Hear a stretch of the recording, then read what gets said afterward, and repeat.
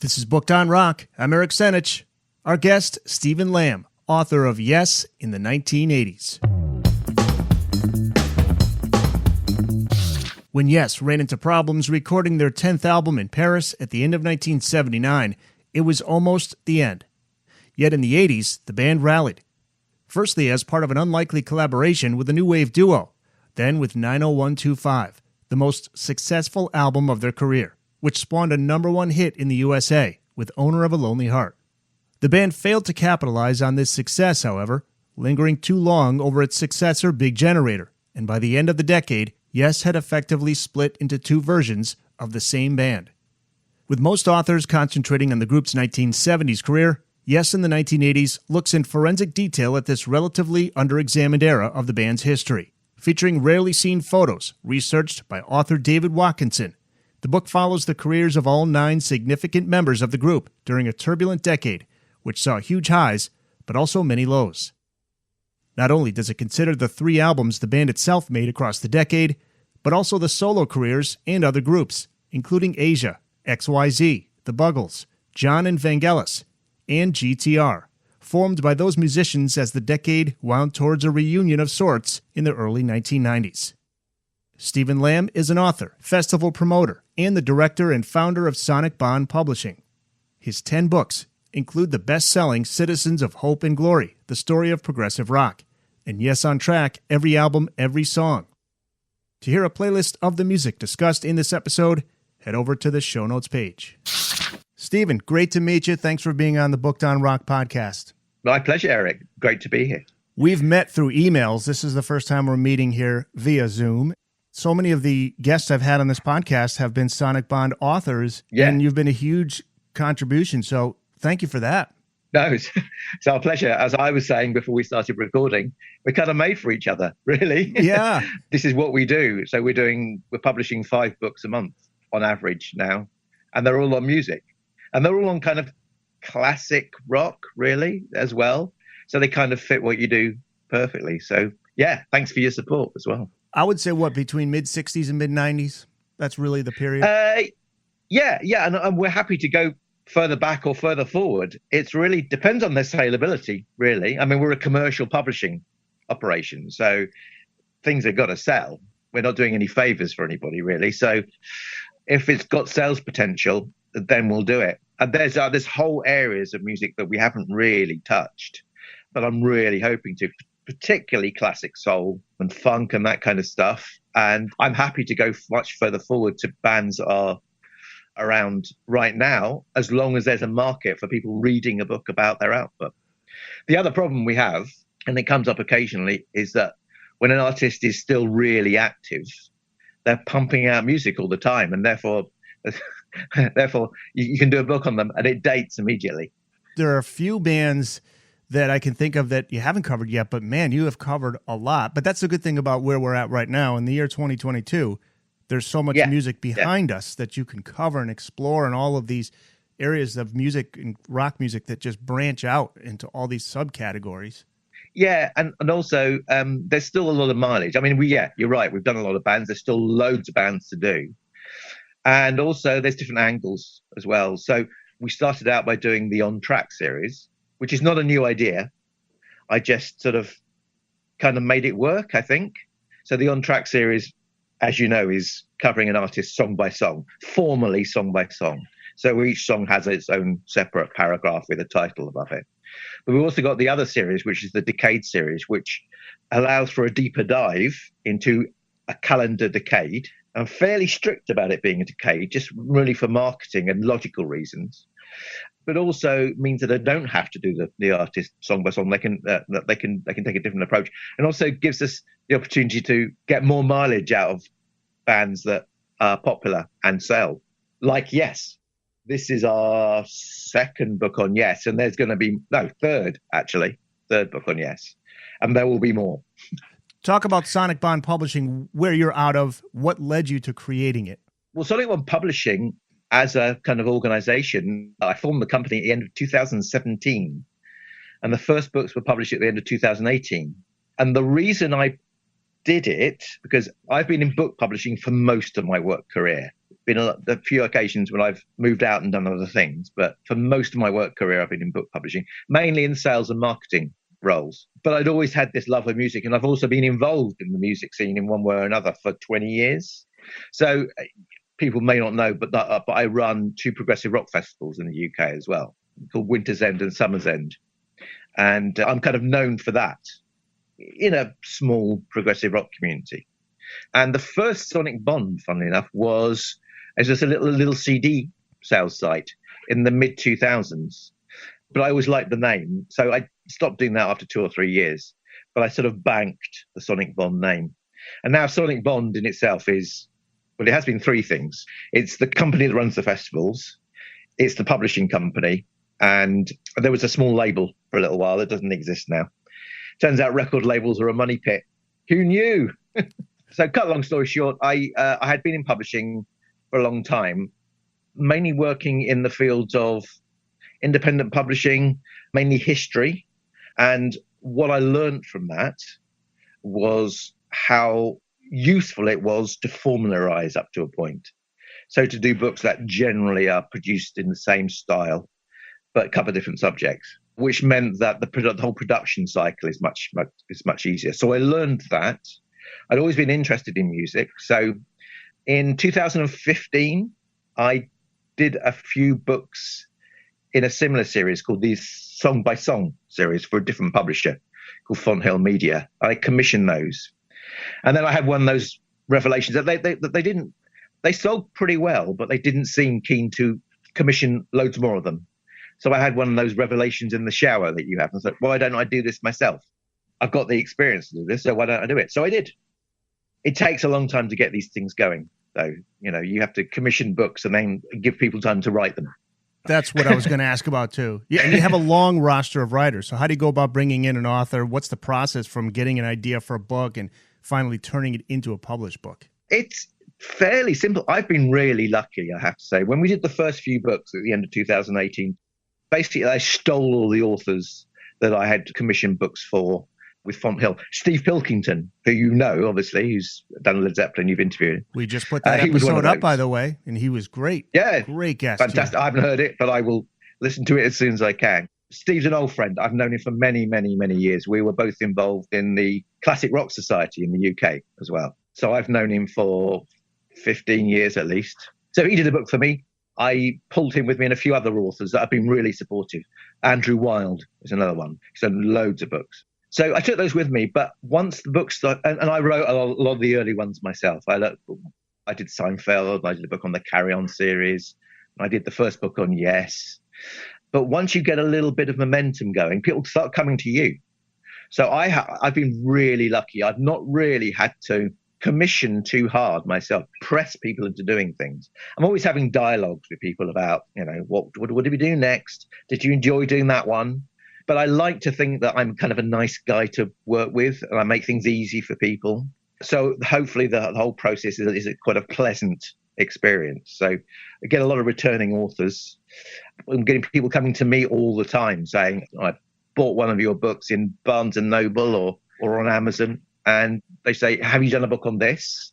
And sometimes we have, and sometimes we haven't. So we get into a dialogue, and eventually we arrive at a project between us normally. Then it's just a question of, you know, agreeing the financial stuff, which is very straightforward because we pay everybody the same pretty much, and agreeing a delivery date. Then I give them a load of information and say, right, work this out, really. You know the format, come back with something that looks a bit like this. And 9 times out of 10, they do. Sometimes the books need a bit of work. Sometimes they are just kind of good to go, pretty much. You have the On Track series, the Decade series, which focuses on one specific decade in a band. Yeah. Now, as far as future ideas, any plans for future series that you think about? This is stuff I'm sure every day you're thinking about what you want. Like I was thinking, Yeah. what about a series on the touring history of bands? Yeah, there's loads of things we could do. The problem so we've got one book on a band's live history, and we've given it a sort of nominal series title. It was on Iggy and the Stooges by a guy called Per Nilsson from Sweden. One of the other good things, we've got authors from all over the world. But anyway, we've got this book on Iggy and the Stooges, and that's their entire live history with a little paragraph on each live gig that he's been able to find out about. The problem with these books is they take a huge amount of research. So the gestation period for books like this can be a long time. I can only imagine the time put in the research. Yeah. So the On Track and the Decade series, they're both sort of books can be written pretty quickly. The average time is about 6 months. So, it's up to people. It's up to the authors, really. If they need longer, it's fine. And I've never cancelled a book because an author was late. So any other series, for instance, Andrew Wilde, who we were talking about, is doing a book on Eric Clapton's sessions. So that's Eric Clapton's history as a session player. So there's two things with that. Firstly, again, it takes a lot of research. There's only a few artists you could probably do that with, or there's a relatively small number of artists. There's not more than a few. We were thinking of people like Rick Wakeman and Phil Collins, people who work well with others, as Phil said. But again, you can't do many books. We couldn't just roll that out and do dozens of them. So I'm kind of searching for that kind of third series right now, really. There will be a new series starting hopefully at the end of this year that looks at a single project, but a single multimedia project. So I'm going to do a book about Jesus Christ Superstar. And that has a bit of mileage because there's good 2025. You could do Tommy, you could do Quadrophenia, you could do other musicals, for instance. But again, it's not one we can do dozens and dozens and dozens of books on. Whereas On Track is tried and tested, not just by us, but the format has been tried by other publishers. Decades came out of my head, so I was a bit worried about that, but it works. So I'm kind of looking for that third series now. But whatever happens, we've got enough books to publish easily into 2024.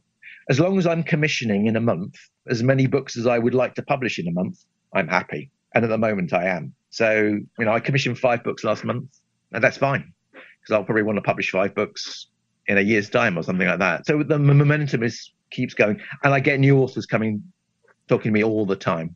Sometimes it produces a book, sometimes it doesn't, but that's fine. Let's talk about this decade series and the specific decade of the 80s and the band Yes, because this is the book that you have out now. And what an unusual decade the 80s was for Yes. For starters, they only put out 3 studio albums. And if somebody were to ask me how many albums Yes put out in that decade, I would immediately say, probably 5, 6, maybe 7, right? Only 3. Yet there was so much that happened between those 3 albums. A lot of highs, a lot of lows.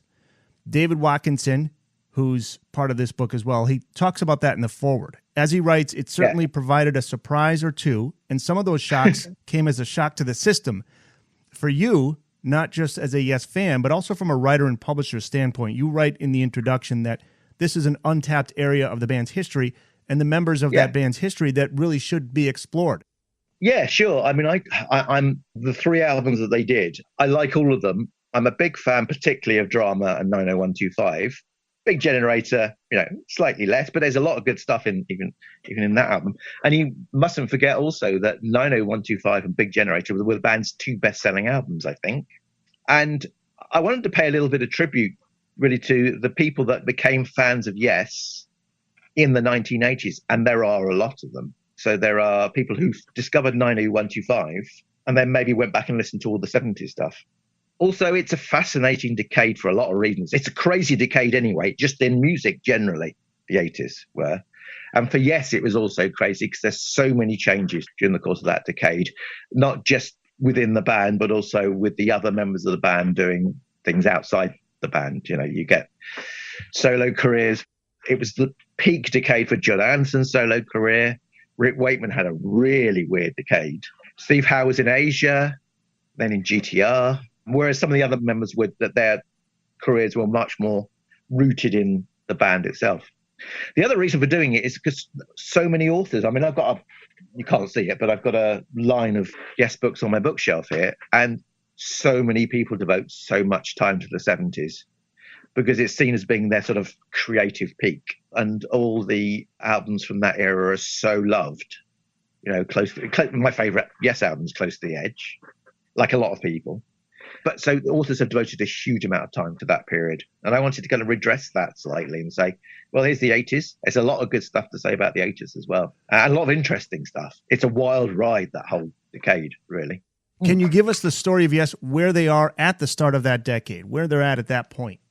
Well, the band on January the 1st, 1980, the band is the same band that had been in place since the end of 76. So it's John Anderson, Chris Squire, Steve Howe, Rick Wakeman, Alan White. However, they've just been in Paris trying to record a new album, having just come off this mammoth tour in 78, 79. When they did, in 79, they did the whole circuit of the USA twice, I think. But we saw them in 78 in the UK. So they've just been on the road for ages, and they've tried to record an album with Roy Thomas Baker producing in Paris, and it's not gone well. Alan White breaks his ankle roller skating with Richard Branson. So they all go home and they say, well, okay, well, we will reconvene in London and try and get back together and record this album. So they booked some studio time in London in sort of 1980, and only 3 guys show up. Steve Howe, Chris Squire, and Alan White show up. John Anderson pops in for a day, plays them some material which they don't like. Rick Wakeman never shows. He's busy getting married in the Caribbean and stuff. So there's this, what do we do now? Do we continue with Yes? The 3 guys are recording some really quite aggressive, sort of angsty material. And then all of a sudden, through various connections, these 2 guys in this supposedly new wave band called the Buggles present themselves, and it kind of fits. So you've got these 2 guys who have had hit singles in the UK, several hit singles in the UK, but are known for one big hit, really. And people think they're a new wave band, and all of a sudden these 2 guys make themselves available.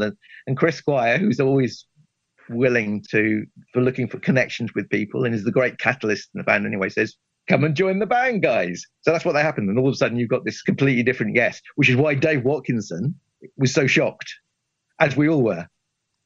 Who are these guys? And they're suddenly Yes. So that's kind of what happens in the early months of 1980. Well, here's a challenging question. What happened with John and Rick? Why they left the band? It seems as if their reasons for leaving are not so simple. I mean, it's not just clear cut. It's business, it's artistic, it's creative. Yeah. There's a lot of stuff that's still not quite come out.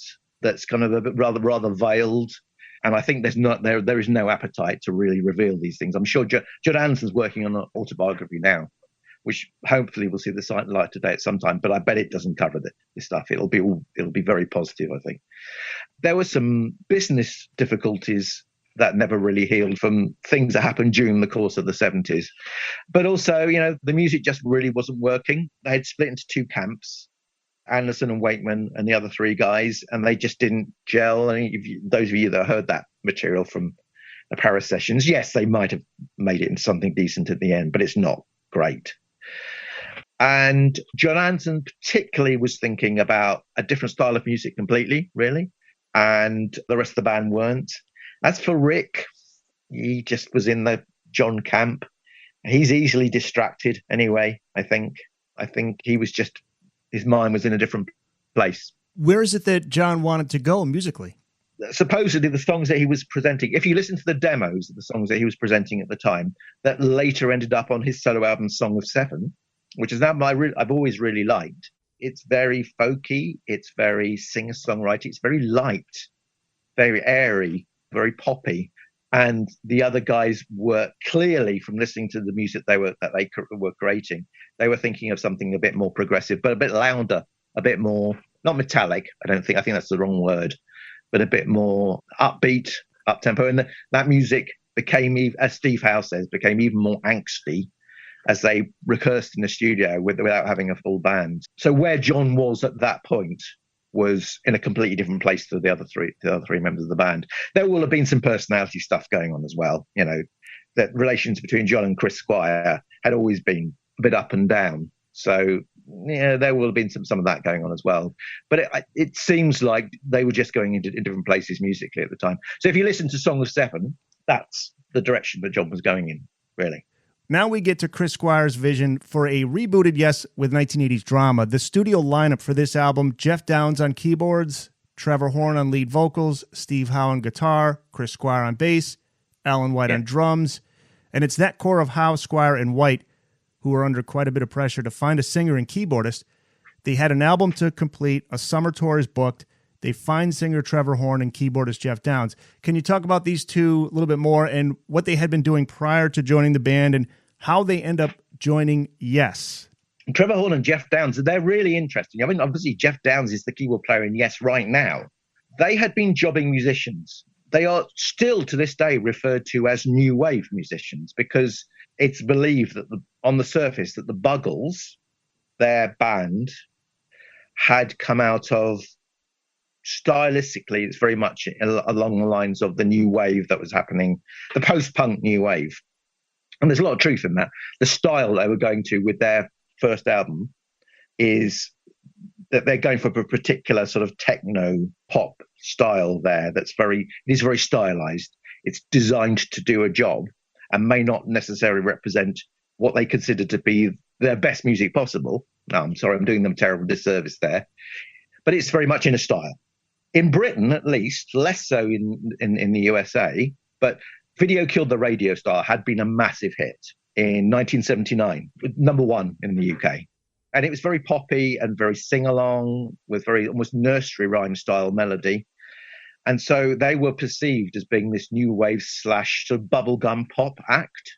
So when they joined Yes, people said, who are these guys? What right have these guys to be in this beloved progressive rock band? But in fact, they were jobbing musicians. They've been around for many years. They've been in the backing band for Tina Charles, who was a sort of singer. She had a few hits in the UK. In fact, Trevor Horn had been in a relationship with her as well, I think. So they've been around for a long time, playing music in a variety of styles. But they were both big prog fans, big Yes fans, in fact. So although on the surface it seemed like a ridiculous thing, which is why, again, I say, Dave in his fall was so shocked by it, as was I at the time. There's a lot more logic to it than there seems to be. They're both really, really strong musicians. It just happened that Trevor sang in the same sort of register as Joe Anderson. Chris Squires heard him sing on a demo. I'm going to join the band. So they came down and rehearsed for a few days, and all of a sudden they were in the band. They had been playing in the same studio as Yes, I think, at the time. So there was some manipulation going on there as well, I think. Brian Lane was involved in it, the Yes manager at the time as well. But you could almost feel the cogs working in Chris Squires' mind saying, oh, yeah, keyboard player and a singer. We need a keyboard player and a singer. This could work. And I think it was quite forward thinking of him. It was really daring, put a lot of trust in those two guys. But I think when it comes to the drama album, the tour is another thing. When it comes to the drama album, it really paid off because they produced something that was really good. And it was kind of de facto produced by Trevor Horn as well. And he did a really good job pulling all that together. So, yeah, they end up the band. It's kind of one of the things we have to learn with Yes is that things are never simple. And also there's always different sides to the story. So pulling out what's actually completely true sometimes can be difficult. Not because people are lying, they just have different perspectives on things. And that comes out all the time in the Yes story, but particularly in the 1980s. So anyway, yeah, you've got a sort of situation where these two guys have been from this apparently weird bubblegum pop group have been pulled into Yes, and people are going, what? What's going on there? But as it turned out, in terms of the album, it worked really well. The Booked on Rock podcast will return after this. The album Drama, Tempest Fugit is the standout. It's the popular choice, but for a reason. Can you talk about this track? It developed during the rehearsal sessions prior to Trevor and Jeff joining the band? Yeah, it's actually one of the great things about Drama is how quickly they pulled together the arrangements for everything, really. But Tempest Fugit was one of those tracks that they were rehearsing at Redden Recorders, which is the studio they were rehearsing in, whilst they were waiting for John and Rick to turn up. And that's one of the angsty ones, built around this amazing fast bass riff from Chris Squire. And it almost epitomizes prog in about 5 minutes, As an aside, I'm amazed that when Yes, the current version of Yes, were playing all of Drama a few years ago on tour, Trevor Horn guested with them a few times in Britain.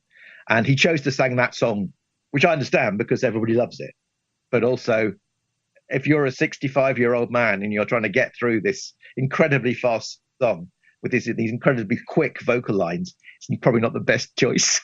So he struggled a little bit. But anyway, it's amazing. It's a remarkable piece of music in a very, very truncated way. There's lots of other good stuff on that album as well. What other standout tracks for you personally? Well, it's interesting that Yes have always identified that one and Machine Messiah as being the two standout tracks, because Machine Messiah is very high. It's 10 minutes long. It's very high. It's got quite a complex arrangement, which is one I'm amazed they got that arrangement together in the short amount of time that they did. My favourite song actually is Into the Lens, which is the I Am a Camera song, which was a Buggles song, which was just got yesified in the studio. So that wasn't a song they were working on before Trevor and Jeff turned up. It was a song that Trevor and Jeff brought into the studio. And in fact, the demo for it can be heard on the second Buggles album, which, in case we don't talk about it, is a really interesting album, actually. Adventures in Modern Recording. If you want to get a feel for what Trevor brought to Yes, then listen to that album. So you can hear that's actually, it's not the demo, it's the finished version is on that album. But that's my favorite song because it's a great song, a little bit cheesy, but it's a great, so that whole I Am a Camera refrain is a little bit cheesy, and kind of particularly as it's sung on the vocoder, which we thought wasn't a very yesy sort of instrument at the time, I think. But I love the way that it's yesified. Lots of great soloing from Steve Howe on it as well. Only 6 tracks, 3 on one side, 3 on the other. Well, there was a reason for that, because, and as I say in the book, Chris particularly had this vision of going back to basics when the band was really pure and at its best. And he wanted to do something that kind of mirrored the Yes album from 1971, the album with Tony Kaye playing keyboards on it. So if you look at the structure of both albums, they're very similar. Both have 3 tracks, like 4 showcase tracks and 2 shorter tracks between the showcase songs. And he wanted to use a lot of the instruments they used. So if you listen to Drama, there's a lot of Hammond on Drama, played by Jeff, and that's what was in Chris's mind at the time. So. And one thing you brought up in the book, which I think was a smart move, Machine Messiah eases us into Trevor's voice. Starts with the instrumental. He's part of the ensemble of voices in the beginning, and then we hear him on his own. Yes. Yeah, I think that was, I don't know whether it was intentional, but I think it was a smart move. You're right. You hear him as part of the ensemble in the first verse, and you don't hear him sing solo until later on in the track. In fact, it's one of the really great albums. If you love Chris Squire's backing vocals, listen to Drama, because it's one of the albums on which his backing vocals are most prominent, I think. And I can understand why he would do that, because, you know, if you got a new singer, but you've got a backing vocalist that's really prominent and loved, then use your backing vocalist a fair amount. The album Drama received decent reviews, charted high in the UK, number 2 there. Not as well here in the States, went to number 18, but not bad. Meanwhile, John Anderson teams up with electronic music pioneer Vangelis to form John and Vangelis. The album Short Stories, released in January 1980. It's part of Yes folklore that Vangelis tried out for Yes in 1974? That's right, yes. He already knew John Anderson, so he was invited to try it. And he played with the band for a good, I can't remember now, 2 weeks. In fact, I think it's one of the stories is that when Patrick Moraz was invited to play and sort of went into Chris, because they were rehearsing in Chris Squire's studio at New Pipers, which is in Surrey in England. Vangelis' keyboards were still set up.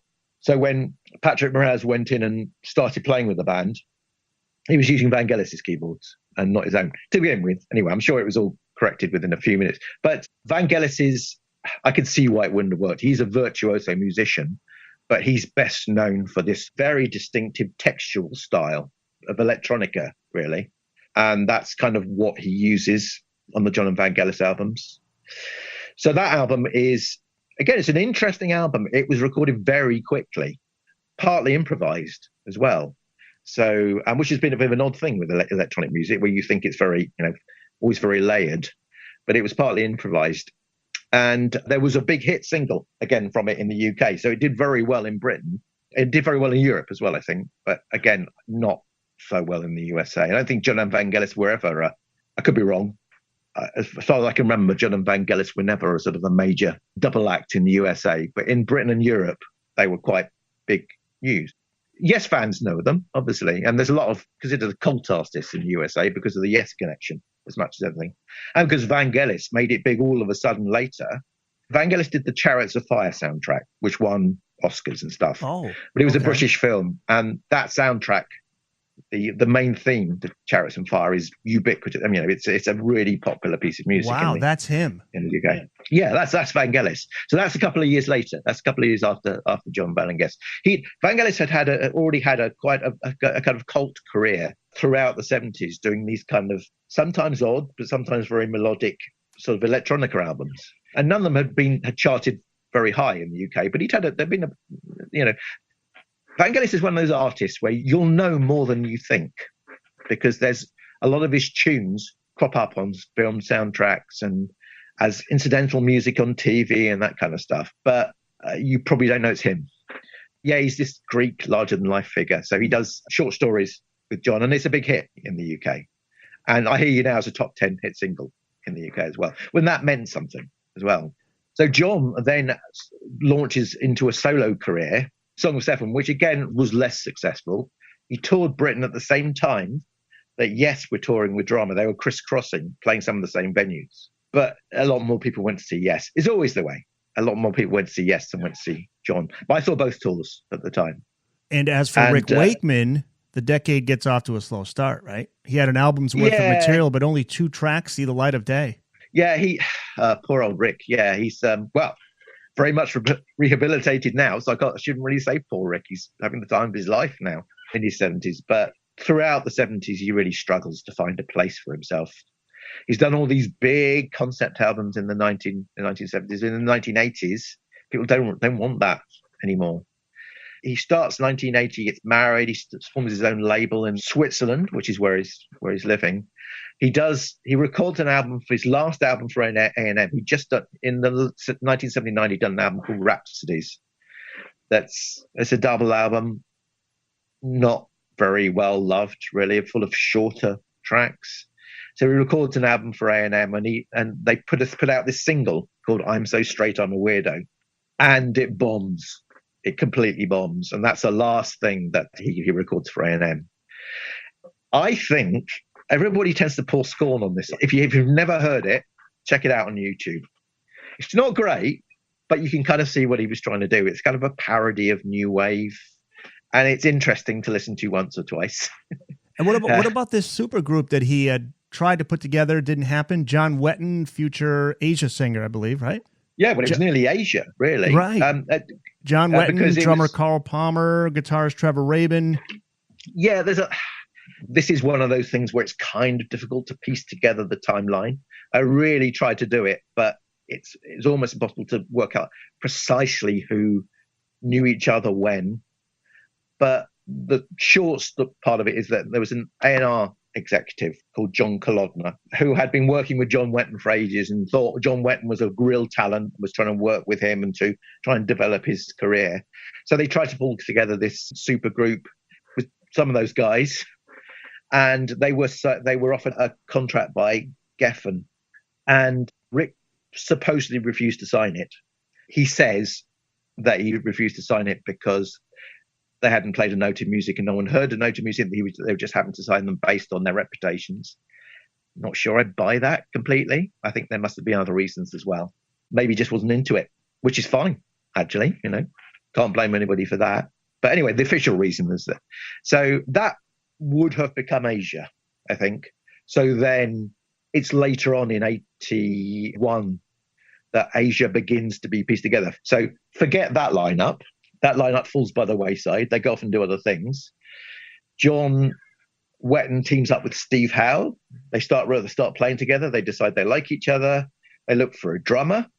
There's a few drummers tried out. Then the drummer's going to be Simon Phillips, who everybody kind of knows about from other things he's done, being in Toto, being one of the main things. So they try out Simon Phillips.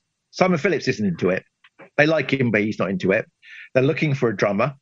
Carl Palmer's available, so they bring in Carl Palmer again. So Asia is a 3-piece. And then they think, we need a keyboard player. Who can we use? Steve's just been working with Jeff Downs in Asia, so they bring in Jeff. He rehearses for a little while. So all of a sudden, you got the full 4-piece in Asia. This is all somewhat manipulated by Brian Lane, who by this time... to sidetrack for a second. There's 2 figures outside Yes that run through the whole book as being kind of shadowy manipulators of everything. And I do mention them, I picture them both. They both got little portraits in the book. So Brian Lane is one. It's Brian Lane that was managing Yes at the end of 79. He drops out when the whole cinemas thing starts happening, but he forms Asia, he forms GTR. He's responsible for Anderson, Bruford, Wakeman, Howe at the end of the decade. And it's all about cash. It's all about bringing these musicians in to make big piles of money. The other one is Phil Carson. I think Phil Carson is an executive at Atlantic. He is the guy that forms cinema, and then that's the guy that sort of manipulates that band into being Yes again. So those are two quite shadowy figures. So anyway, Brian Lane is involved in this whole Asia thing as well, because he's looking for a supergroup, and he gets his supergroup in the end. But the first lineup of Asia actually is quite an organic thing. They rehearsed for a long time. They developed the songs. So that first lineup of Asia, again, I've sidetracked terribly. I've kind of answered your question, then moved on to something else. No, that's okay. Sorry. This is all stuff I wanted to cover anyway. Yeah. Okay. Although you have not mentioned, and we're going to get to it, the fascinating story of XYZ. That's a good one. That's a good one. We'll get to that one. That's another. See, one of the interesting things about the book is that I cover the first, like almost half the book is about the first 3 years, because that's when all the really interesting stuff happens. This is what your head must have nearly exploded as you're trying to piece apart all of this stuff, the names and who met who and when they met and how they formed. I mean, it really is. I mean, this book, you did all the hard work for all the fans. Because for years, I always wondered, how does this person meet this person? How does this band? Wait, he was in what band? Okay, he was in Yes. He would, it's like, wait a minute. Yeah. Actually, the book is a bit of a jigsaw. Yeah. Of all these. Sometimes the books generally, not just this one, get a little bit of criticism for having no brand new sources. In fact, my book does have some new sources, or some relatively unheard sources. But mainly it's piecing together everything and trying to get a narrative from people's different perspectives and different opinions, and reading between the lines by reading lots of people's different autobiographies. Steve Howe's autobiography was a godsend. That was published last year, but whenever it was. But it's a piecing together. And I ended up writing the 1980 chapter, which in itself is about nearly a fifth of the book in one long stream of consciousness thing, and then had to go back and rewrite it. But there is a lot of that. There is a lot of piecing together, trying to develop a narrative from all the little bits of information that we have. And I've tried to pull in information from unusual sources.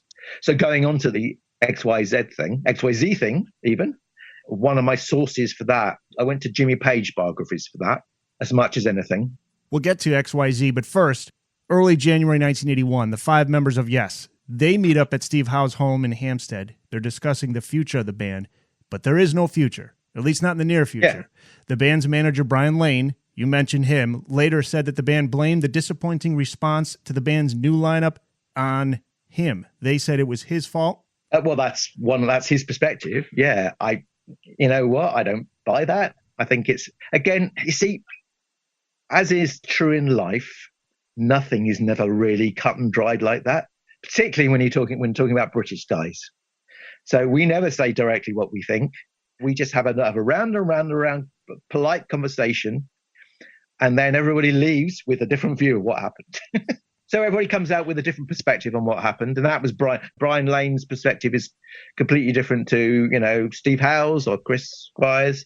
I would love to have been a fly on the wall at that meeting. I don't even know precisely when it was. Steve Howe just says it's early in 1981, but I don't know how. It must have been in January, I guess. Also, I don't know. One of the fascinating things that I'm sure real Yes fanatics would want to know is, when did Chris Squire and Alan White start talking to Jimmy Page about working together? And was that had they already decided when they went into that meeting that they were going to form a band with Jimmy Page, or whether it was something that they thought after the meeting? I don't know. Steve Howe is very vague about it, and I understand why he is, because he, doesn't want to rake over old coals, And so the stories that came out of that were, Steve Howe and Jeff Downes are Yes. What do we do now? Or Chris Squire and Alan White are Yes. What do they do with Yes? That's all very, very, very vague. As far as XYZ, it starts with Chris Squire and Jimmy Page discussing the idea of forming a band together over Christmas, 1980? This is where it all started? Something like that. Yeah. Alan White says he met Jimmy Page at a Christmas party. I'm presuming it was Christmas 1980. This is a bit of an assumption.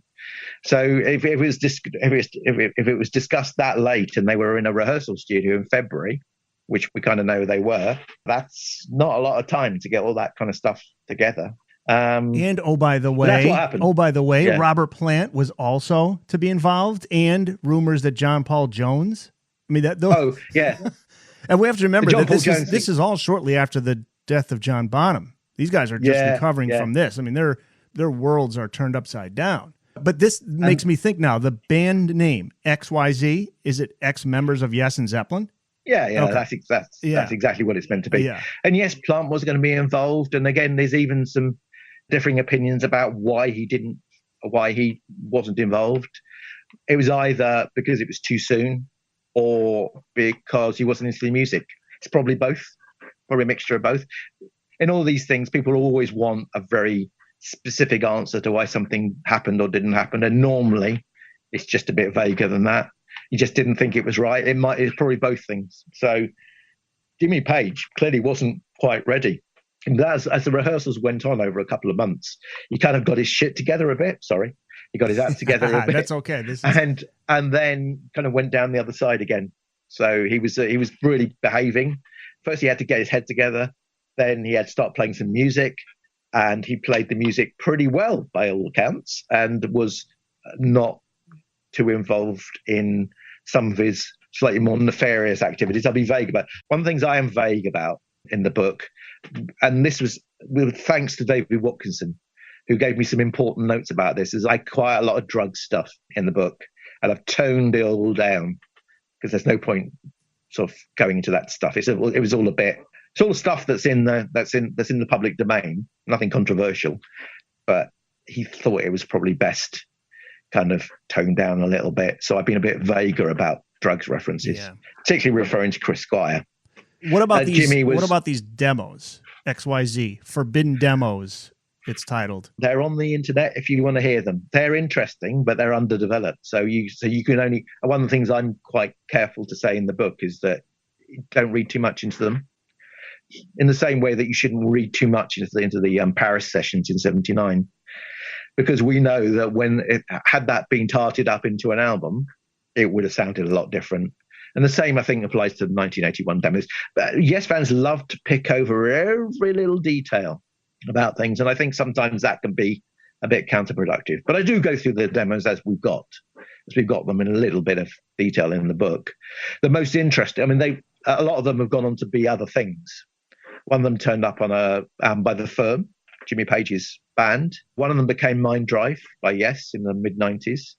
And there's a track, the most interesting track is called Telephone Secrets, which is a really interesting song and has never appeared anywhere, ever. So it was never developed into it's too late now, obviously. It was sung by Chris. That's a good song, and would have been nice to have seen that develop into something, quite a commercial rock song. In the style that Cinema were going to be, I would say, initially. So they're worth listening to, but really don't read too much into them. They're just what they were working on at the time. And most of those recorded at the start of April. And then after that, everything fell apart. Partly because for musical reasons. Page was getting back to his old habits again, and there were some management issues. They could just never get it arranged, really. There's a great story from Dave Lawson in the book, who was the keyboard player, who would have been the keyboard player in that project, talking about this, probably this fanciful idea of two helicopters arriving, one with Peter Grant in and one with Brian Lane in, them meeting, them talking for 5 minutes, coming to no agreement whatsoever, and then flying off again. I don't think that actually happened. I think that's just a kind of it's a kind of metaphor, I think, for what probably happened. But they could have, but one of those management difficulties sort of situations. Well, one creative idea that does come to fruition is the one you've mentioned, Asia. John Wetton on bass and lead vocals, Steve Howe on guitars, Jeff Downs on keyboards, Carl Palmer on drums. Can you give a brief background on Wetton and Palmer? They came with a very solid resume. Oh, yeah. You couldn't get more solid, really. Wetton had been, it's principally known for being in King Crimson, doing some of their big albums in the 70s. And Carl Palmer had been Emerson, Lake and Palmer. And again, when Yes were riding high in the 70s, playing stadiums and stuff, Emerson, Lake and Palmer were doing exactly the same thing, just at different times. So, he was really, really, he was one of the biggest drummers and one of the most distinctive drummers out there. And Wetton was an interesting figure in that he had been King Crimson's singer, but his main role really was as a bass player.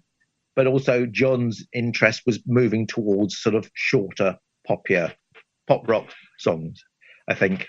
And you can hear all that stuff in King Crimson. Songs like Book of Saturday and Starless, where the short melodic song sections are very melodic and very tuneful. And we know from the discussions with Geffen that his interest had been moving in kind of shorter pop rock songs. The other interesting issue for Asia was who was going to sing. Because, and in fact, that's that again, when we go back to the book as a whole, that's a theme of the whole book. Because what happens when you lose your lead singer and you have to find another singer from somewhere? So a lot of the story of Yes in the 1980s is based around the lack of John Anderson. Even though he sang on 2 of the 3 albums, what happens when you don't have John Anderson? And a lot of Yes's problems grew out of or were fixed by the presence or lack of John Anderson. So with John Wetton, you've got a situation where he wants to sing. He's done a lot of singing. He's got a good voice. But some of the suits, the Brian Lanes of this world, don't think he's quite a good enough singer to sing in Asia. So one of the dilemmas the band had was, do we audition singers? So they do. They audition some singers. But they decide in the end to go with Wetton. Any famous names in there that they auditioned? One-time Journey vocalist Robert Fleischman and Trevor Rabin. Robert Fleischman would have been interesting. Yeah. The Booked on Rock podcast will return after this. March of 1982, the debut Asia album is released.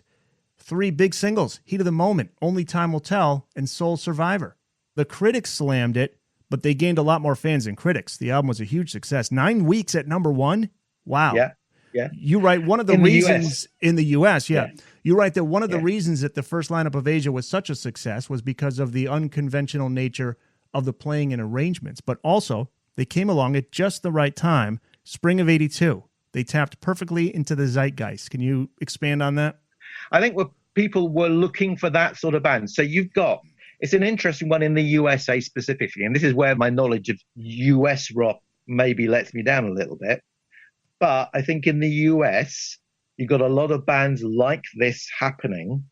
They do tap into MTV with some really interesting videos, actually. Godley and Cream, I think, if I'm right, directed Heat of the Moment.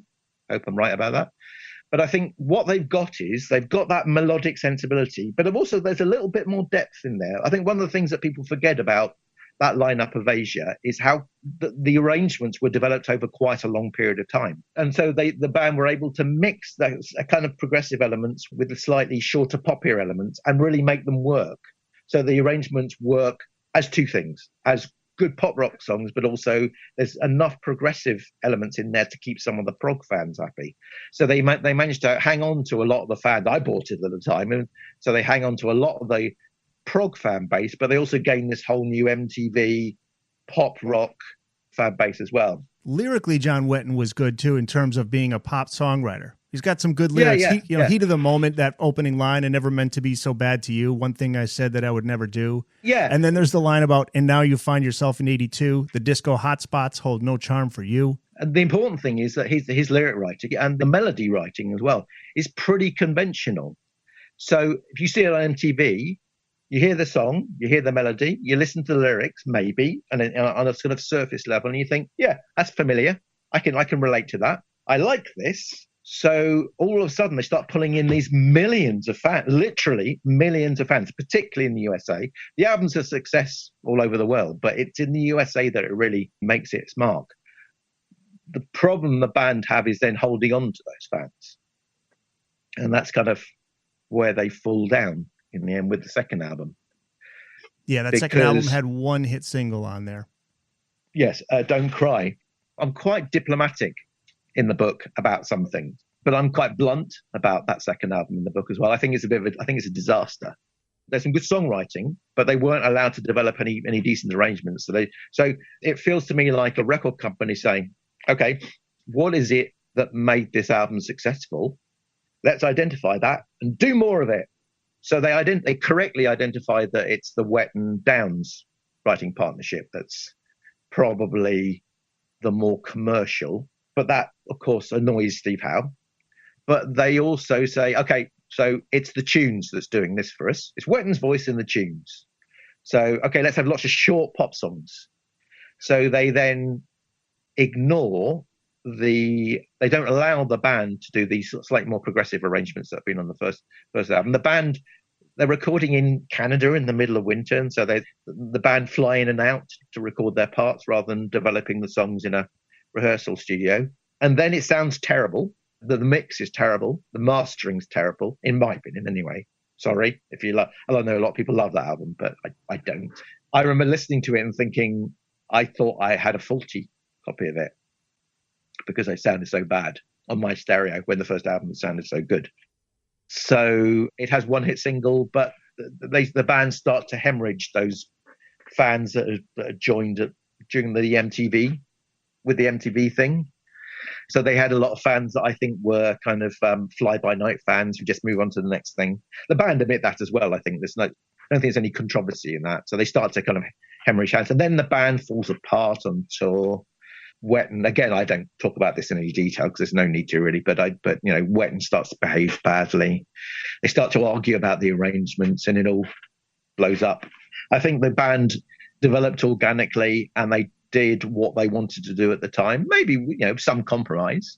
Well, John Anderson released another solo album, Animation, June of 82. Yeah. There's also a short-lived band called Cinema with former Yes members Alan White, Chris Squire, and Trevor Rabin. Later, they're joined by former Yes keyboardist Tony Kaye and, yes, John Anderson. Legendary producer Bob Ezrin was considered to produce their debut album. That never happens. But Cinema's demise does lead to the rebirth of Yes. This is where we get to their big album, 1983. Can you tell this story? What leads up to 90125? That's mind-numbingly complicated. All right, the abbreviated version. It's as complicated. It's as complicated as anything else in the book. But essentially, I'll try and distill it as best I can. Squire and White form a new band. The Jimmy Page thing's fallen down. For the rest of 81, they're kind of fairly inactive. They do a Christmas single, a really good Christmas single. But around about the end of 81, start of 82, I can't remember. I think it must have been at Phil Carson's instigation, who's this relatively shadowy executive at Atlantic. He suggests they get together with Trevor Rabin, who's also has been in Los Angeles and he's been trying his hand with loads of bands. And we've talked about 2 attempts to possibly be in Asia. And they get together in London, they get drunk, they have a jam, which is terrible, but they decide to form a band. So they start working on initially some of the material that they were working on with Page, and then Rabin starts bringing in some of his songs. A little bit further down the line, they then bring in Tony Kaye, I think at the instigation of Phil Carson, because Phil Carson said, let's have a kind of a link back to the old Yes. See, I think Phil Carson's thinking, we're going to get Yes at the end of this. He's not thinking about age. He's not thinking about cinema. He's thinking about that this is going to morph into Yes eventually.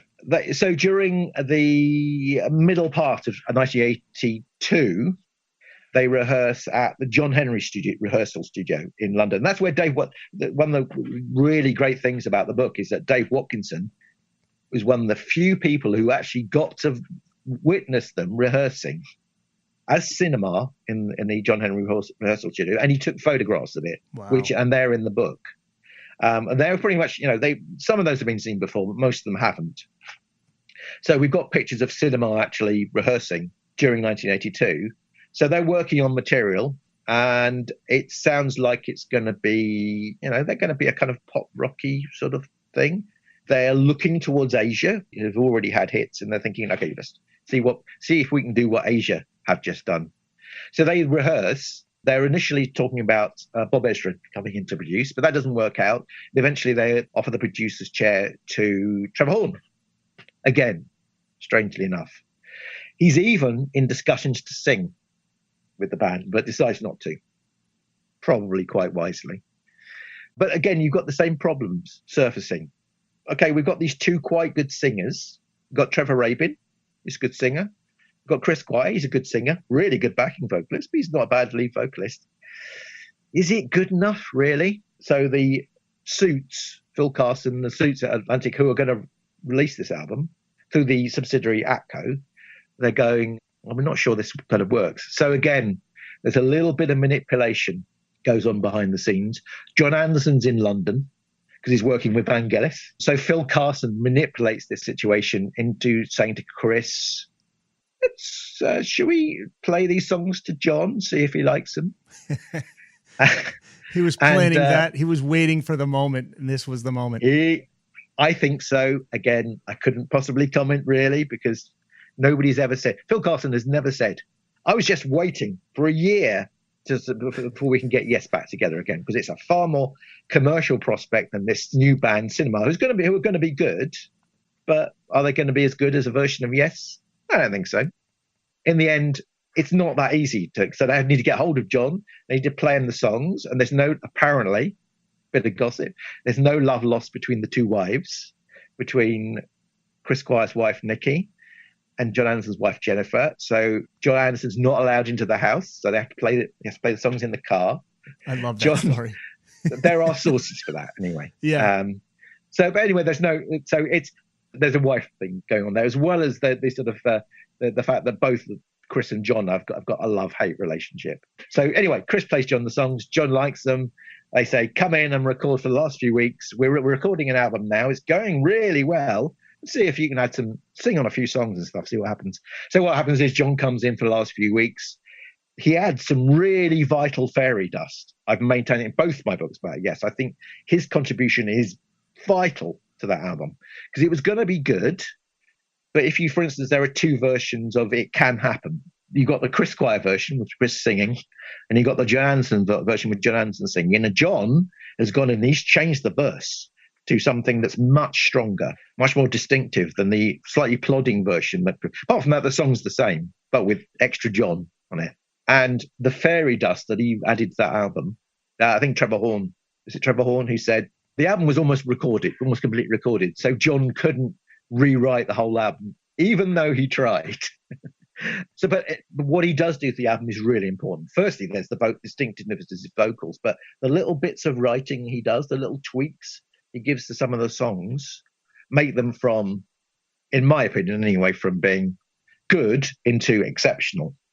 Not everybody agrees with me, but that's so. And then the album is one hell of a prospect, and of course, the rest is history. A massive hit in the USA in the same way that the first Asia album had been.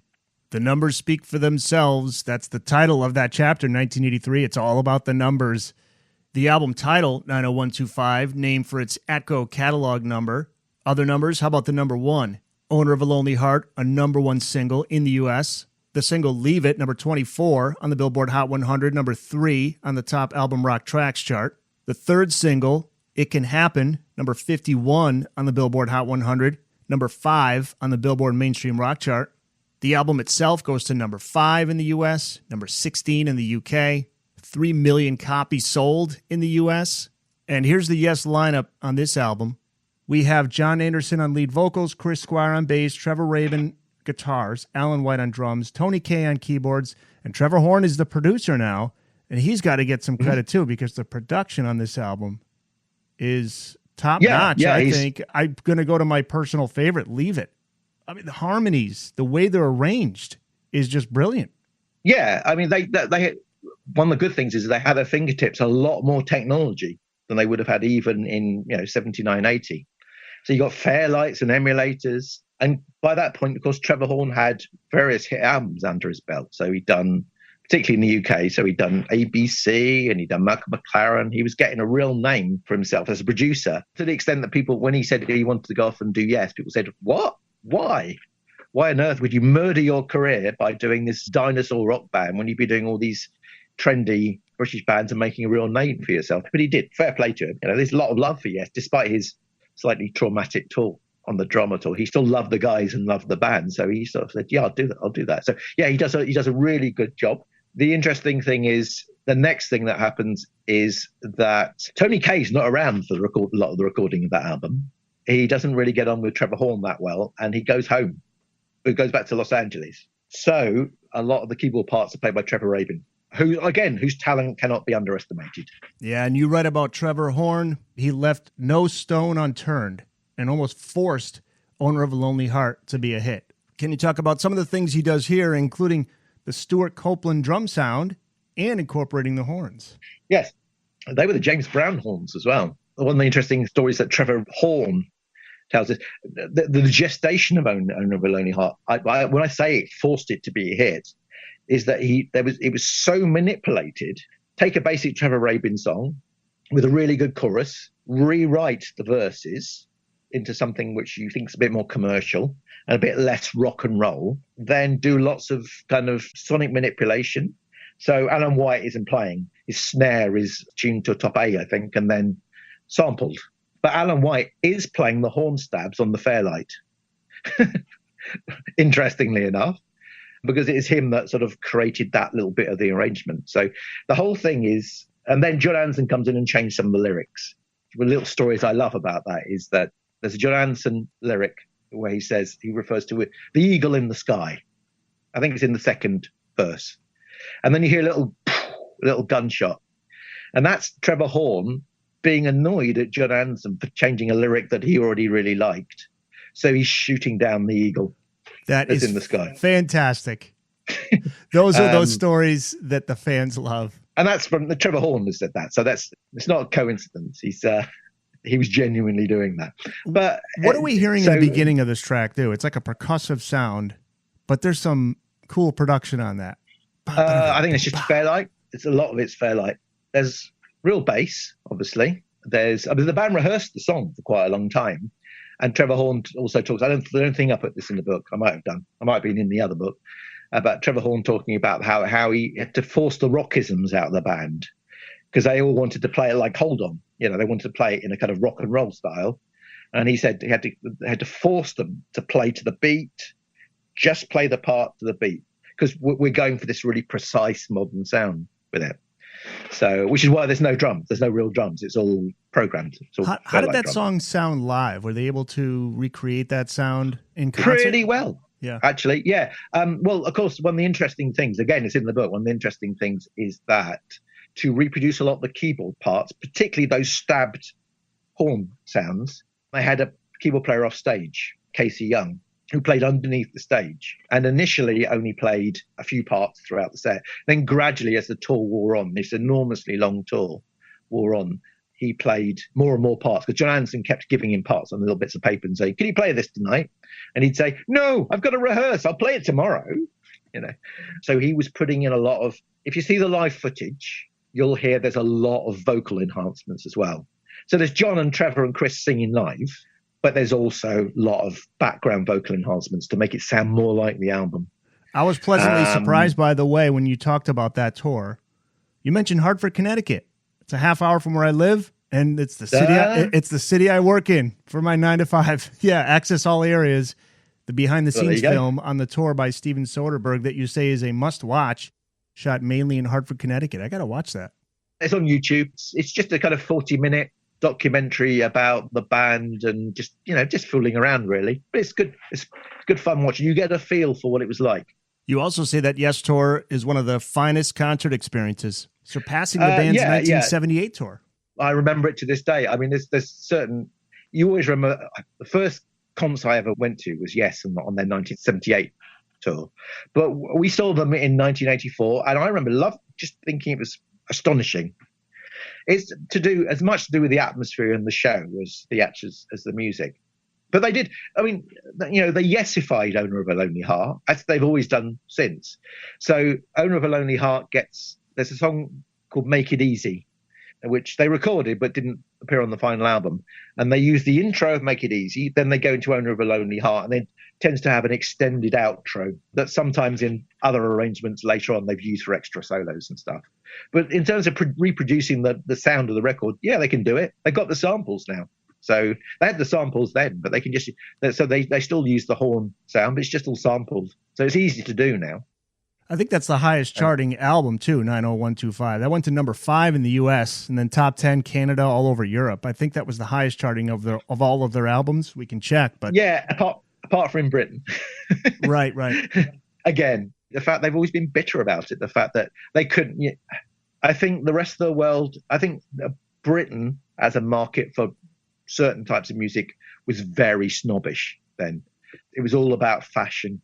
So the whole new romantic thing was going on at the time. And yes, even a trendier, more modern version of Yes just couldn't get arrested. So Owner of a Lonely Heart just made the top 30 in the UK.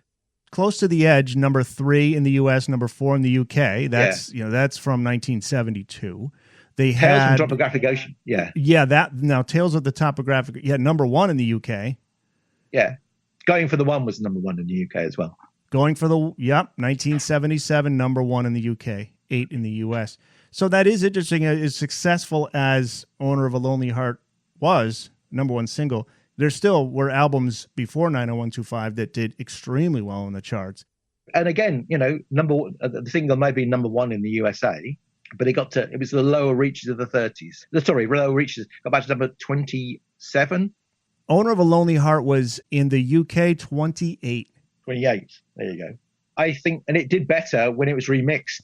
Another artist did a kind of remix of it a few years later, and it did really well. But it remains influential. But in terms of its hit single potential, everyone was interested in the Thompson Twins then, and in Duran Duran. They weren't interested in these 40-year-old rock dinosaurs. The Booked on Rock podcast will return after this.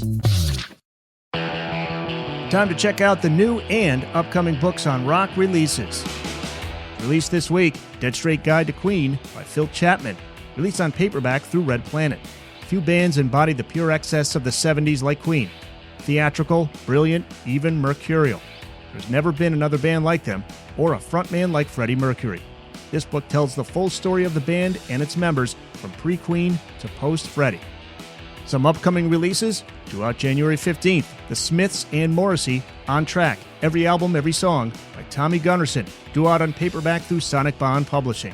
Combining facts and trivia with personal views and memories, this is a roller coaster ride through the highs and lows of Morrissey's long career, making it the perfect listening guide to accompany you while discovering the music of The Smiths and Morrissey. Also due out on January 15th, 1970, A Year in Rock, the year rock became mainstream, by John Vanderkist through Sonic Bond Publishing. 1970 was a year of change in pop and rock music, with divisions between both becoming ever more blurred. More ambitiously constructed epics, heavy rock numbers, and contemporary folk songs competed with mainstream and easy listening fare on Top of the Pops and in the top 30 singles, while progressive and jazz rock took their bow in the album charts. This is the story of that year and the key albums that helped define it. And due out January 18th, The Rolling Stones, All the Songs, Expanded Edition, the story behind every track by Philippe Margoton and Jean-Michel Goudon, released through Black Dog and Leventhal, a comprehensive visual history of the world's greatest rock and roll band, as told through the recording of their monumental catalog, including 29 studio and 24 compilation albums and more than 100 singles. Packed with more than 500 photos, All the Songs is also filled with stories fans treasure, such as how the mobile studio they pioneered was featured in Deep Purple's classic song, Smoke on the Water, or how Keith Richards used a cassette recording of an acoustic guitar to get the unique riff on Street Fighting Man. For a list of all the newest and upcoming Books on Rock releases, just head over to our website, bookedonrock.com.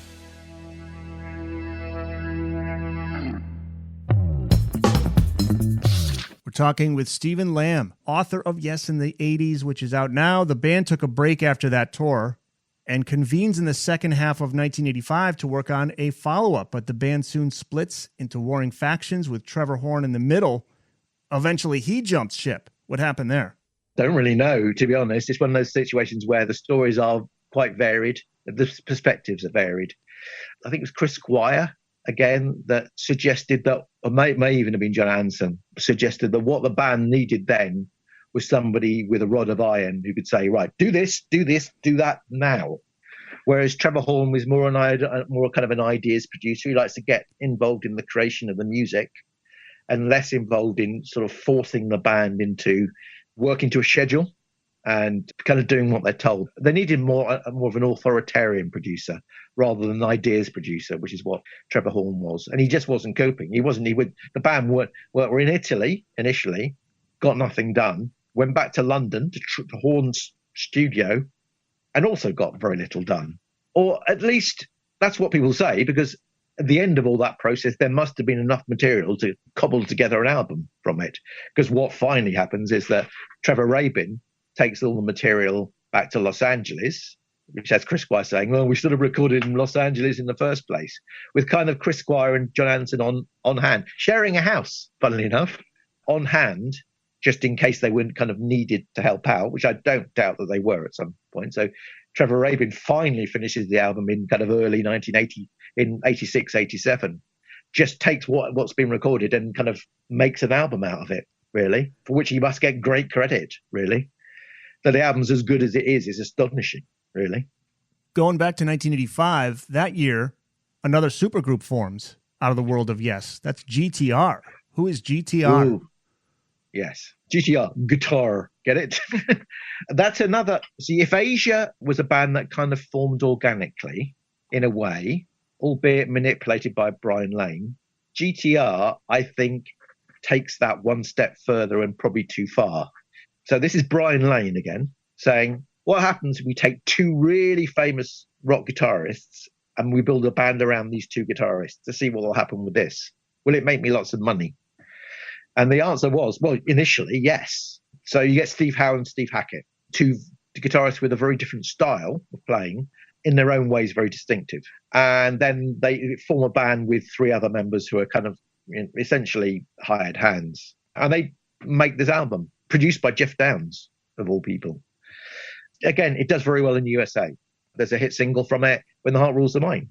In the book, there's a picture of my picture sleeve copy of that from when I bought it back when it was first released, which is shaped in a shape of a plectrum. Number 14 here in the US. Yeah, it didn't do anything in the UK. The album was a minor hit in the UK, I think. So, it's an interesting idea.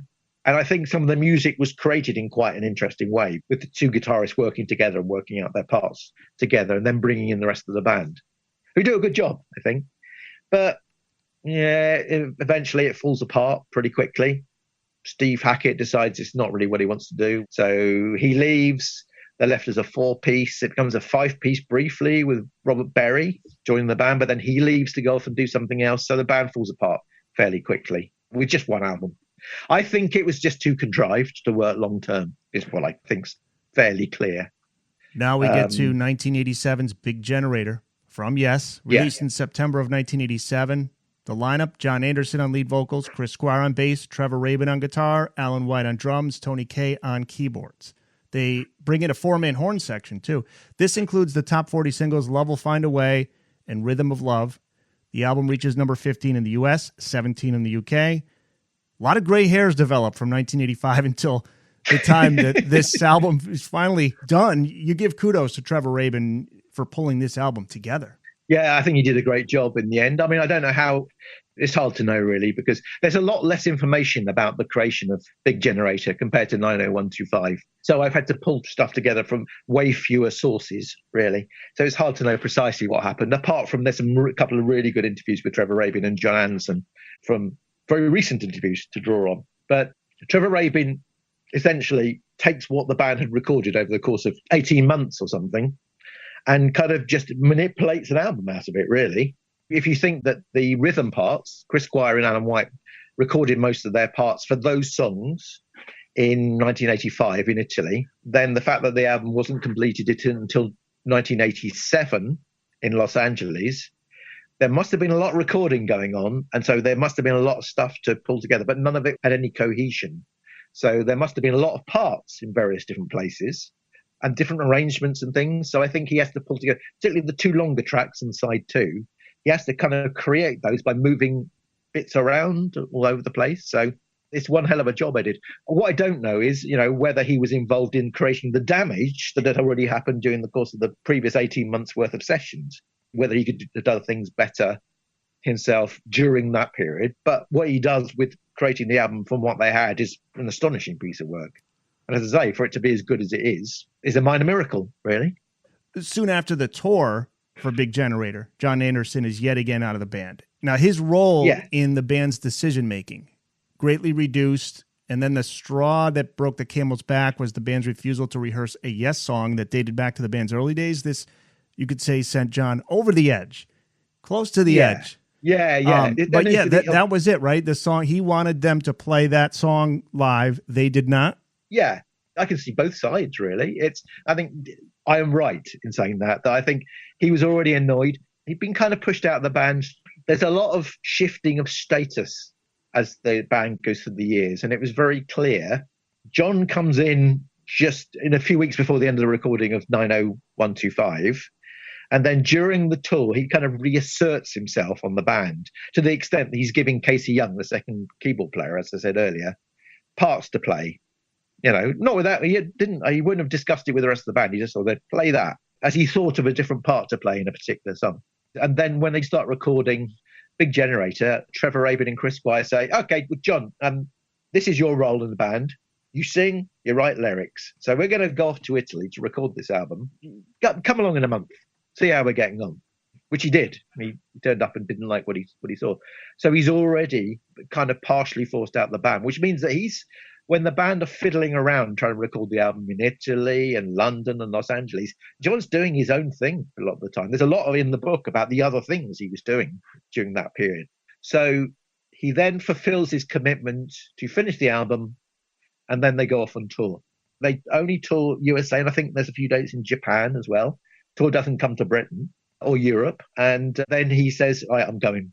It's not really it's not one of those terrible situations where you just throw your toys out the pram and there's big arguments. I think he just says, guys, I'm going, and he goes, which basically means that Yes are a four-piece without a singer again for the rest of that decade. So he goes and disappears, does an unsuccessful solo album, because I think that must have been the first thing in his head. Okay, well, let's revive the solo career. And then he forms this new band. He gathers together Yes alumni and says, okay, let's do another version of Yes. Yeah. By the way, before I get to that, I'm just thinking about, I had in my notes from my radio days, a local DJ interviewed John Anderson once, and I could find it, but maybe I'm remembering it correctly. John Anderson would bring a teepee with him on tour. I can look it up. I don't know that, but I wouldn't be at all surprised. Hold on, let's see.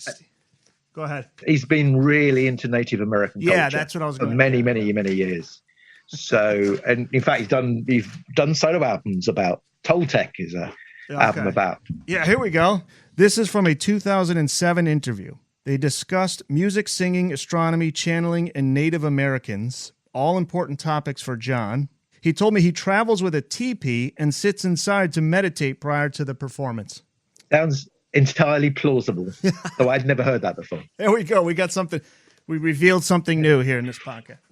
All right. So it's John's wife, Jennifer, who initiates the project Anderson, Bruford, Wakeman, and Howe. I remember this. I was in high school when this came out. John is joined by former bandmate Steve Howe on guitar, Rick Wakeman on keyboards, Bill Bruford on drums.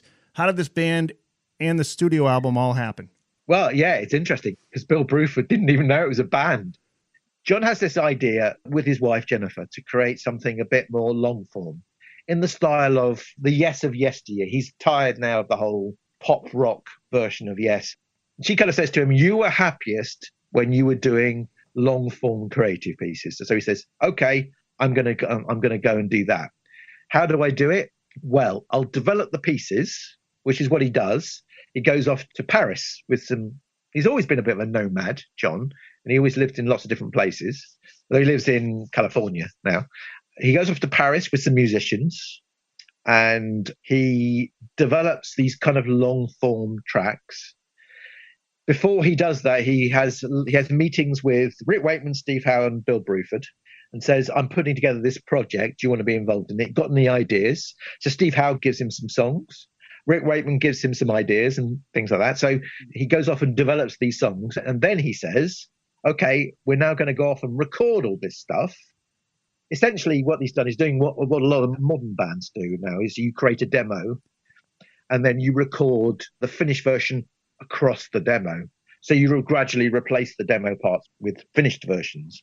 So they all meet up, apart from Steve Howe, who doesn't go. They meet up alongside Tony Levin, the bass player. He's of Peter Gabriel fame, Tony Levin? Yeah, he's done many, many things. He's still very active to this day. He's been in King Crimson. He is in King Crimson right now, in fact. Amazing musician. Yeah, and he's done many things. And he's worked with Bill Bruford a lot. He had worked with Bill Bruford in the early 80s incarnation of King Crimson.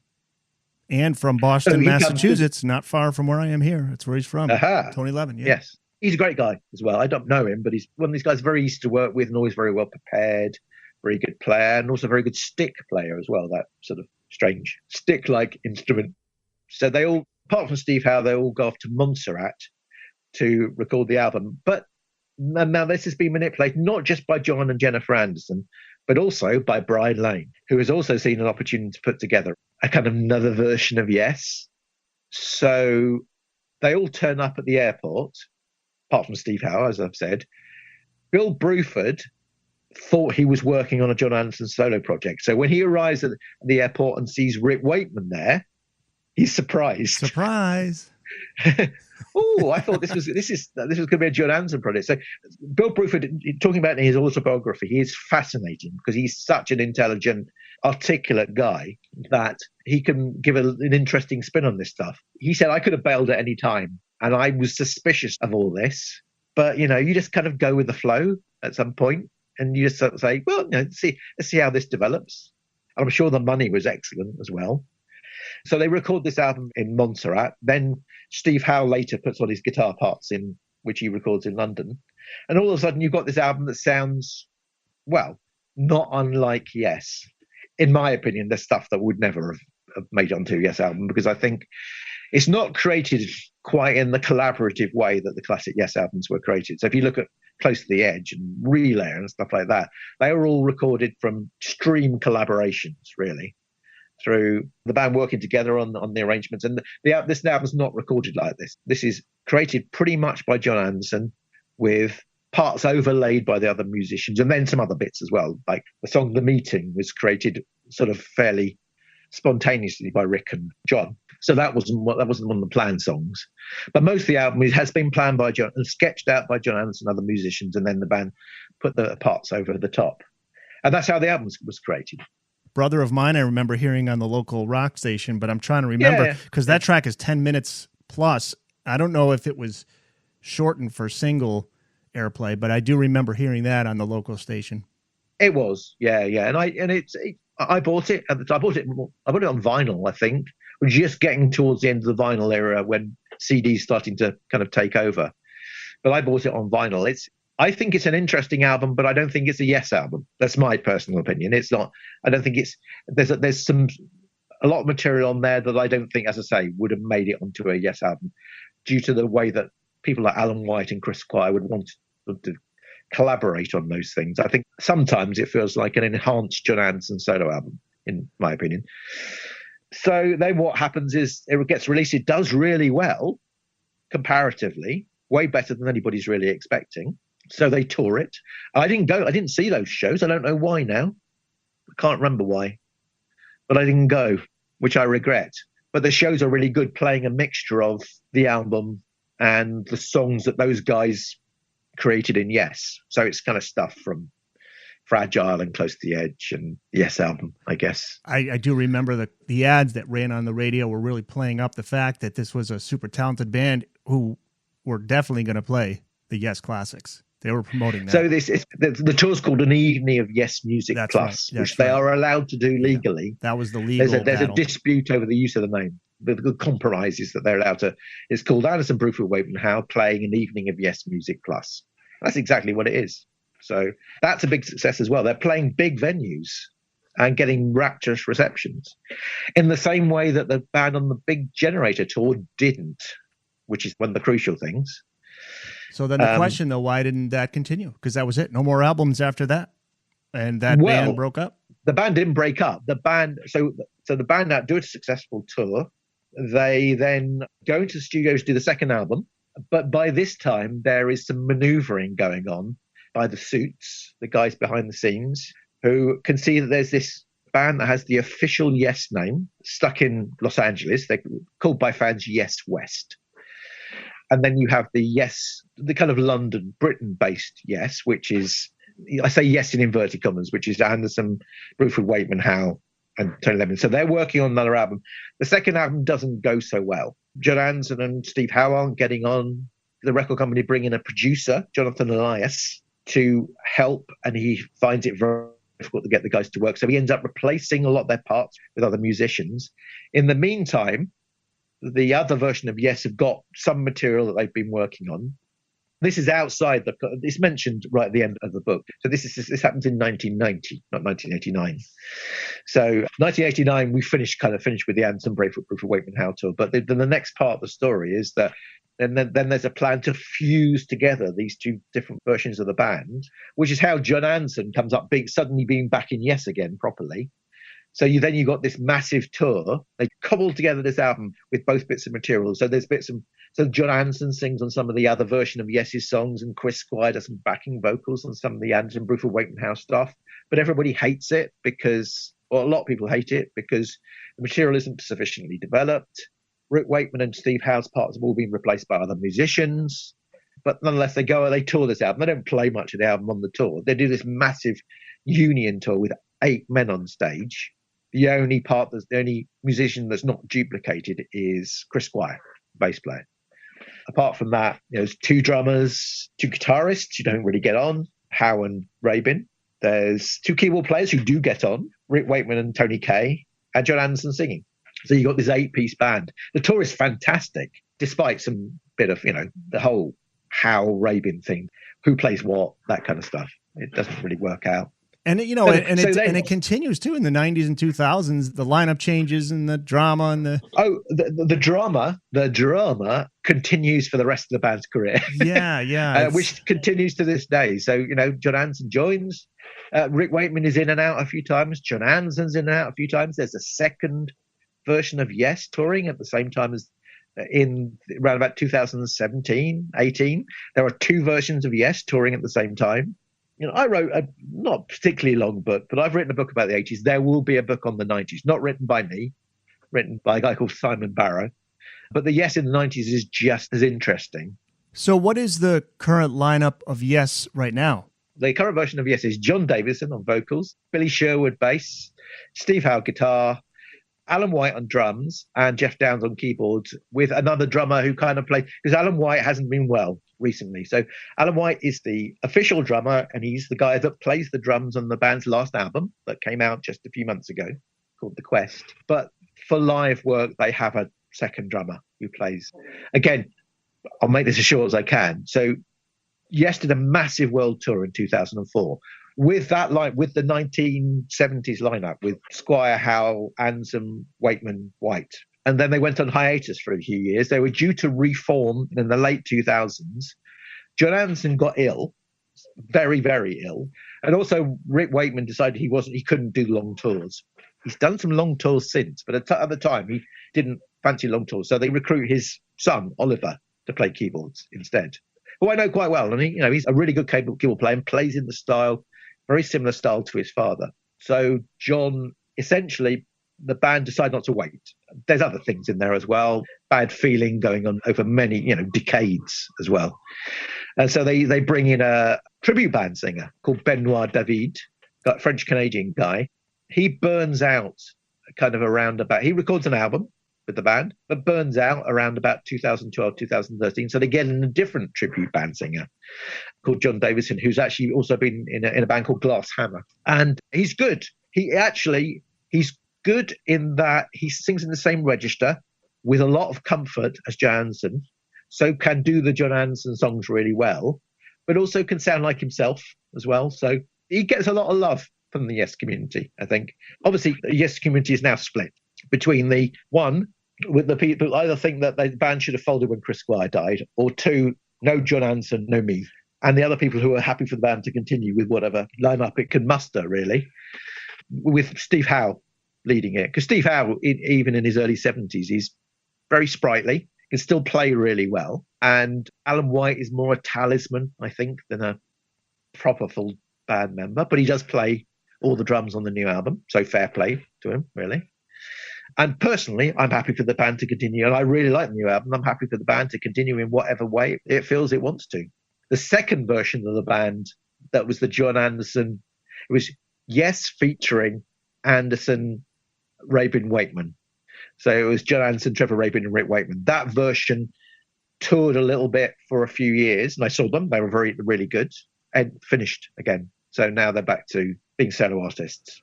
Wow. Did we mention at the top of this interview that we were going to quiz listeners? So the listeners are going to have to know every single fact that we brought up in this interview. So best of luck to you. Good luck, guys. Yes, in the 1980s is out now through Sonic Bond Publishing. Available wherever books are sold. And do you prefer, in the UK, it'd be the Burning Shed website that people get the copy of the book? I'm always curious now. I'm going straight to the source on this. Where do you prefer? If I had a choice, I would ask people to buy from Burning Shed. But I'm realistic, and because that's our official shop. And also it's better for the company, it's better for the authors because the margin's better. So the authors get more money if you buy from Burning Shed. But I'm realistic. I know people love to buy from Amazon. So if you buy your books from Amazon, buy them from Amazon. Burning Shed are a progressive rock specialist site. And it's not easy sometimes for people just to sign up just to buy one thing from Burning Shed. BurningShed.com.